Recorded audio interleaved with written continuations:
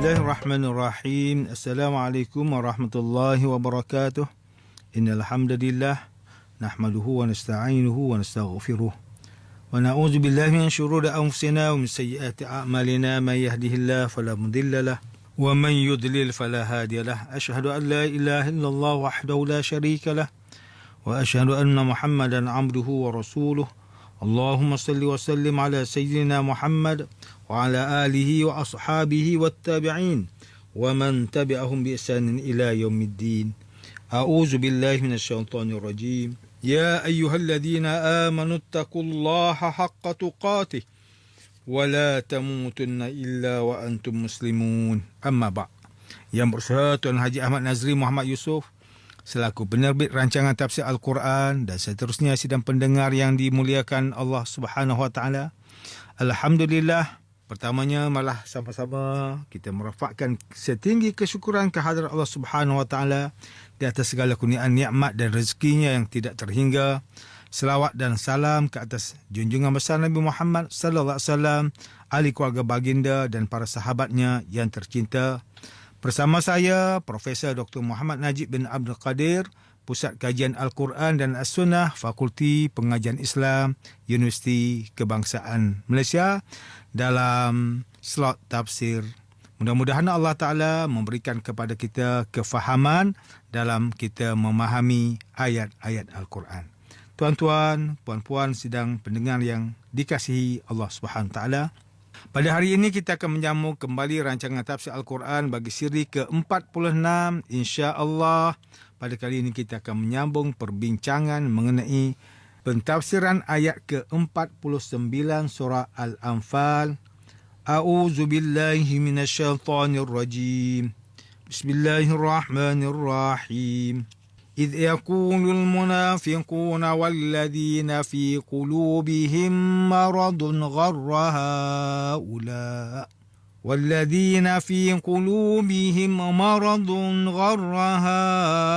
هؤلاء دينهم ومن يتوكل على الله فإن الله عزيز حكيم. Ingatlah ketika orang munafik dan orang yang ada penyakit syak dalam hatinya berkata, orang-orang Islam itu telah diperdayakan oleh agama mereka sehingga mereka berani menentang kami yang lebih besar bilangannya. Dan yang sebenarnya, sesiapa yang bertawakal kepada Allah dengan sepenuh-penuh yakin, maka Allah akan menolongnya untuk mengalahkan musuh yang lebih besar bilangannya. Kerana Allah Maha Kuasa lagi Maha Bijaksana. Sidang pendengar yang dimuliakan, Profesor Dr. Muhammad Quraish Shihab melalui kitabnya Tafsir Al-Misbah menyatakan ayat sebelum ini menghuraikan tentang keadaan, sikap dan perilaku kaum musyrikin, khususnya pasukan mereka di dalam Perang Badar. Kini pada ayat ke-49 surah Al-Anfal ini beralih kepada huraian tentang kaum munafik yang secara zahirnya seperti kaum muslimin tetapi secara batinnya seperti orang kafir.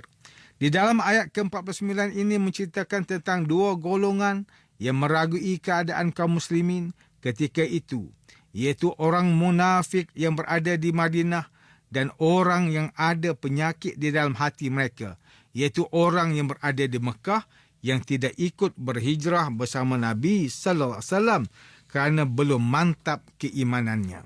Orang munafik adalah orang yang menampakkan keislaman sedangkan hatinya tidak menerima nilai-nilai Islam. Mereka mengucapkan kalimah syahadah tetapi sikap dan perbuatan mereka adalah kekufuran. Manakala mereka yang dalam hatinya ada penyakit itu, mereka masih ragu-ragu, masih bingung dan belum ada pendirian. Asy-Sya'rawi berpendapat mereka yang ada penyakit dalam jiwanya bukanlah orang munafik, tetapi mereka adalah golongan yang lemah imannya. Di antara mereka, ada yang menetap tinggal di Mekah, tidak ikut berhijrah kerana khawatir kehilangan harta dan anak-anak mereka. Mereka ini berbeza dengan orang munafik yang jelas sikapnya, tetapi masih berusaha untuk memperdaya umat Islam. Sebagaimana firman Allah Subhanahu Wa Taala, yukhadi'una Allah walladzina amanu wa ma yakhda'una illa anfusahum wa ma yash'urun. Mereka hendak memperdayakan Allah dan orang yang beriman, padahal mereka hanya memperdaya dirinya sendiri, sedang mereka tidak menyedarinya. Apabila kedua-dua golongan ini mengetahui bilangan pasukan musyrikin yang ramai dan betapa sedikitnya bilangan pasukan muslimin yang akan bertempur di dalam peperangan Badar, mereka mengatakan orang mukmin itu ditipu oleh agama mereka sehingga berani menghadapi pasukan yang besar dan menyangka Allah akan membela mereka. Sidang pendengar yang dirahmati Allah, Hamka di dalam kitab tafsirnya Al-Azhar menyatakan ada sesetengah mufassir yang mengatakan golongan munafik itu ada di dalam kalangan pasukan umat Islam ketika peperangan Badar. Namun setelah diteliti jalan riwayat dan sirah Rasul dalam peperangan Badar, tidak ada orang munafik dalam kalangan tentera Islam. Bahkan 300 orang tentera kaum muslimin itu adalah mereka yang mempunyai keimanan yang bulat dan teguh. Menurut riwayat Mujahid, Ibnu Juraij, Asy-Sya'bi, Ibnu Ishaq dan Ma'mar, golongan munafik yang masih berpegang teguh kepada agama berhala kaum itu ada bersama dalam kalangan kaum musyrikin. Mereka turut serta bersama 1,000 tentera musyrikin memerangi Nabi Muhammad sallallahu alaihi wasallam, tetapi hati mereka tidak begitu bulat. Golongan yang dalam hatinya mempunyai penyakit dan dendam juga turut ada bersama pasukan kaum musyrikin. Ketika kedua golongan ini melihat bilangan pasukan muslimin yang sedikit menghadapi pasukan musyrikin yang ramai, mereka dengan sombong mengatakan kaum muslimin ini sudah terpedaya dengan agama Islam. Mereka mengatakan bahawa 300 orang tentera muslimin ini pasti akan kalah dan hancur. Hamka memberi penekanan bahawa hal utama di sini bukan soal tertipu oleh agama, tetapi ia adalah tentang sekelompok umat Islam yang menyerahkan diri mereka sepenuhnya kepada Allah Subhanahu Wa Taala. Tawakal itu adalah puncak tertinggi daripada iman. Seandainya iman sudah matang, tawakal pasti timbul dengan sendirinya. Muslimin, muslimat yang dimuliakan, di dalam kitab tafsir An-Nur, karya Tengku Muhammad Hasbi As-Siddiqi, mentafsirkan bahawa orang munafik dan mereka yang hatinya berpenyakit dan penuh dengan keraguan, kedengkian dan dendam, mengatakan kaum muslimin telah terpedaya dengan agamanya sehingga mereka berani berangkat ke medan perang dengan bilangan 300 tentera untuk melawan tentera Quraisy yang berjumlah sekitar 1,000 orang. Sedangkan golongan munafik ini tidak mengetahui bahawa orang yang bertawakal kepada Allah pasti akan memperoleh pertolongan dan inayah yang sempurna daripadanya. Sidang pendengar yang dimuliakan, demikianlah tafsir bagi ayat ke-49 surah Al-Anfal menurut pentafsiran oleh para ulama. Ayat ke-49 surah Al-Anfal ini menceritakan kepada kita bahawa golongan munafik dan golongan yang mempunyai penyakit di dalam hatinya bertindak memperkecilkan kaum muslimin dengan mengatakan mereka telah diperdaya oleh agama Islam. Hal ini disebabkan mereka melihat jumlah bilangan tentera Islam yang sedikit akan bertempur dengan jumlah tentera musyrikin yang ramai. Hakikatnya, mereka sendiri telah terpedaya kerana kuasa dan kehendak Allah Subhanahu Wa Taala itu mengatasi segalanya. Tuan-tuan dan puan-puan yang dirahmati Allah, ayat ke-49 surah Al-Anfal ini memberi kesedaran kepada kita untuk berjaga-jaga dengan golongan munafik dan golongan yang mempunyai penyakit hati. Mereka adalah golongan yang mengaku beriman, tetapi tindakan mereka bertentangan dengan keimanan yang dilafazkan. Di dalam masyarakat hari ini, kita perlu berjaga-jaga dengan golongan yang mengaku Islam, tetapi bertindak bertentangan dengan Islam ini.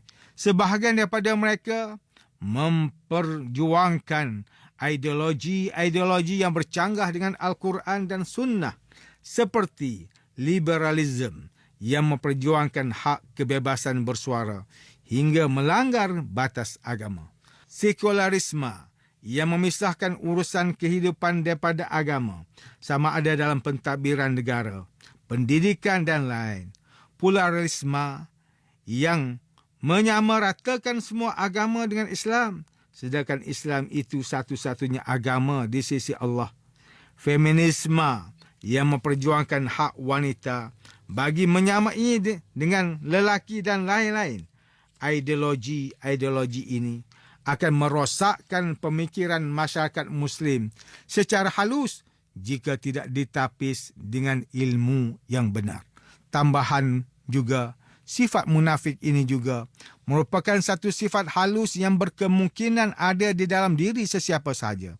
Oleh itu, kita perlu berwaspada dengan orang munafik dan kita juga perlu berhati-hati daripada mempunyai sifat-sifat munafik dalam diri kita. Antara langkah berjaga-jaga daripada memiliki sifat munafik ini adalah dengan mengetahui ciri-cirinya. Antara ciri-ciri munafik yang dinyatakan di dalam sebuah hadis, Rasulullah sallallahu alaihi wasallam bersabda, ayatul munafiqi salas, idza haddasa kazaba, wa idza wa'ada akhlafa, wa idza tumina khana. Tanda-tanda orang munafik itu ada 3, iaitu jika berbicara, berdusta. Jika berjanji, mengingkari janji. Dan jika dipercaya dan jika diberi kepercayaan, mereka berkhianat. Hadis riwayat Bukhari. Muslimin, muslimat yang dimuliakan, antara pengajaran yang boleh kita ambil daripada tafsir ayat ke-49 surah Al-Anfal ini, pertama, umat Islam perlu sentiasa berwaspada dengan kelicikan golongan munafik yang sentiasa berusaha menjatuhkan Islam secara halus. Mereka ini ibarat musuh dalam selimut dan gunting dalam lipatan. Kedua, setiap umat Islam perlu menjaga hati daripada mempunyai sifat dan ciri-ciri kemunafikan daripada mendarah daging di dalam diri kita. Ketiga, setiap orang Islam perlu meletakkan pergantungan kepada Allah Subhanahu Wa Taala dalam apa jua urusannya. Ada urusan yang kelihatan mustahil dan luar daripada kebiasaan di mata manusia. Tetapi Allah Subhanahu Wa Taala itu maha perkasa, lagi maha bijaksana dalam menentukan urusan hamba-hambanya. Maka sewajarnya kita meletakkan tawakal sepenuhnya kepada Allah Subhanahu Wa Taala. Sidang pendengar yang dirahmati Allah, sekian sahaja rancangan tafsir Al-Quran pada hari ini. Semoga kita semua mendapat manfaat daripada perbincangan ilmu ini. InsyaAllah, mudah-mudahan kita akan bertemu lagi pada siri rancangan tafsir Al-Quran yang akan datang. Wabillahi taufiq wal hidayah. Wassalamualaikum warahmatullahi wabarakatuh.